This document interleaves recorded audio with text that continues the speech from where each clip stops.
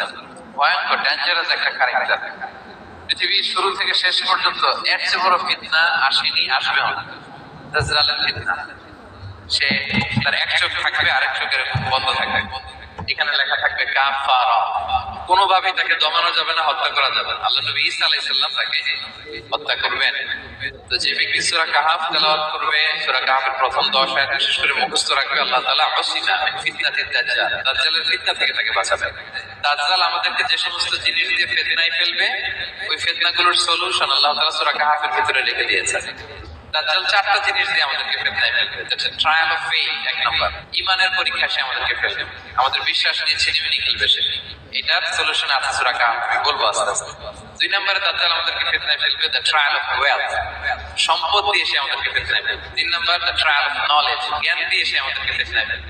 4 number the trial of power, ক্ষমতা দিয়ে সে আমাদেরকে ফিতনায় ফেলবে। দাজ্জাল 4টা জিনিস দিয়ে আমাদেরকে পরীক্ষায় ফেলবে। কয়টা? এক হচ্ছে ইমানি পরীক্ষা, 2 হচ্ছে সম্পদ দিয়ে পরীক্ষা, 3 হচ্ছে জ্ঞান দিয়ে পরীক্ষা, 4 হচ্ছে ক্ষমতা দিয়ে পরীক্ষা। সে ইমানের পরীক্ষায় আমাদেরকে ফেলবে। সে এসে বলবে আমি তোমার রব, এবং এটা প্রমাণ করার জন্য যা যা দরকার আল্লাহ তাআলা তাকে সব দিবেন।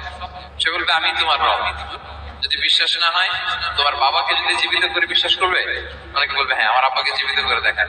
তো তার বাবাকে ঠিকই সে জীবিত করে ফেলবে। আসলে শয়তান তার বাবার সূরত নিয়ে সামনে দাঁড়াবে, আরে তাই তো, এটাই তো আমার বাবা, এটাই তো আমার দাদা। মানুষ ফিতনায় পড়ে যাবে, ইমানের ফিতনায়। সে ভাববে আসলে এটাই বোধহয় আমার রব, এবং তাকে এত ক্ষমতা দেওয়া হবে, তার ডান দিকে থাকবে জান্নাত, বাঁ দিকে জাহান্নাম।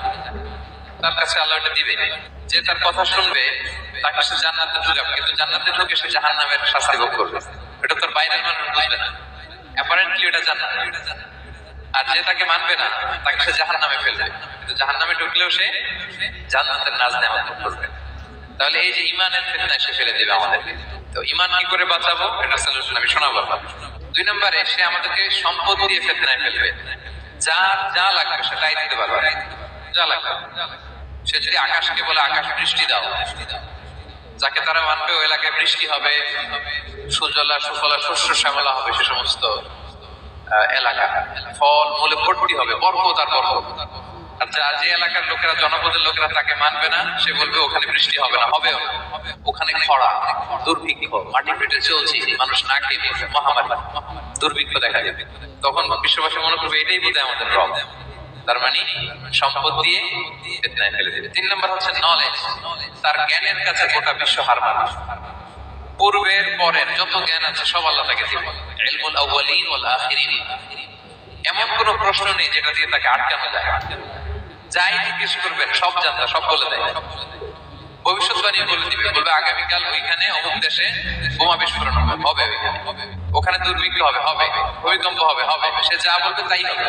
তার জ্ঞানের এই বহর থেকে মানুষ ফিতনায় পড়ে যাবে। ক্ষমতা, তার ক্ষমতার সামনে সবকিছু একেবারে ছিন্ন বিচ্ছিন্ন হয়ে যাবে, এত ক্ষমতা হবে তার। সে যেমনটি বলবে তেমনটি করতে হবে। বাতাসের চেয়ে দ্রুত বেগে সে এক দেশ থেকে আরেক দেশে চলে যাবে। তো তার এই সমস্ত অলৌকিক ক্ষমতা দেখে মানুষ ফিতনায় পড়ে যাবে। এবং এই ফিতনা, এই পরীক্ষার মুহূর্তগুলোতে মানুষ কিভাবে নিজেকে ধরে রাখবে তার সলিউশন আল্লাহ তাআলা সূরা কাহফে দিয়েছেন। এই 4টা ফিতনা থেকে বাঁচার জন্য আল্লাহ সূরা কাহফে 4টা ঘটনা উল্লেখ করেছেন। আপনারা অনেকে দেখে থাকবেন যে সূরা কাহফের মধ্যে একটা শব্দ আছে ওয়ালিয়াতালাত্তাফ। যারা কোরআন পড়েছেন দেখে থাকবেন, না দেখলে আজকে পাঠে যে দেখবেন একটা শব্দ আছে ওয়ালিয়াতালাত্তাফ। দেখবেন কোরআনের মধ্যে এই শব্দটা বোল্ড করা, মোটা কালি দিয়ে লেখা, bold. This is the middle of the holy Quran. এটা কোরআনের একেবারে মাঝখানে এই শব্দটা, এর আগে যত আয়াত তার পরে তত আয়াত। সুবহানাল্লাহ বিহামদিহি। This is the middle of the holy Quran, এবং এটা সূরা কাহফের মধ্যে আছে ওয়ালিয়াতালাত্তাফ শব্দটা আপনারা দেখবেন। এবং এই সূরাটা নবুয়তের ৫ম বছরে নাজিল হয়েছিল, আবিসিনিয়াতে হিজরতের পূর্বে। তখন সাহাবীদের উপর, নমুসলিম সাহাবাদের উপর কঠিন অত্যাচার চলতেছিল, ভয়ঙ্কর ধরনের অত্যাচার। এই সূরাটা নাযিল করে আল্লাহ তাআলা আমাদেরকে সান্ত্বনা দিলেন, বুঝাতে চাইলেন এই অত্যাচার, এই জুলুমের শিকার শুধু তোমরাই হচ্ছ না, এর আগেও হয়েছে অনেকে। 7 জন যুবক ছিল রোমান সাম্রাজ্যে, তারা তাদের ঈমান বাঁচানোর জন্য এরকম কষ্টের শিকার হয়েছিল, এবং তারা যে স্বপ্ন দেখেছিল সেই স্বপ্ন আল্লাহ তাআলা বাস্তবায়ন করেছেন। তো এই ঘটনাগুলো শুনিয়ে বেসিক্যালি মক্কার যে নও-মুসলিম সাহাবারা, তাদেরকে আল্লাহ তাআলা সান্ত্বনা দিচ্ছিলেন যে ফ্রাস্ট্রেটেড হওয়ার কিছু নেই। ওয়ালা তাহিনু ওয়ালা তাহজানু ওয়া আনতুমুল আ'লাউনা ইন কুনতুম মুমিনিন। হতাশ হবে না, চিন্তিত হবে না, বিজয় তোমাদেরই হবে যদি তোমরা মুমিন হও, যদি তোমরা বিশ্বাসী হও, তোমাদের ঈমানের দাবিতে যদি তোমরা সত্যবাদী হও। এই সূরাটা নাযিলের একটা প্রেক্ষাপট আছে। মক্কার কুরাইশরা কোনোভাবেই যখন রাসূল সাল্লাল্লাহু আলাইহি ওয়াসাল্লামকে দমাতে পারছিল না, তখন তারা প্ল্যান করলো যে আমরা মদিনাতে যে মদিনার ইহুদিদের কাছ থেকে কিছু জেনে আসি, কারণ মক্কাবাসীদের নবী, রাসূল, ওহী, আখিরাত এগুলোর ব্যাপারে কোনো ধারণা ছিল না।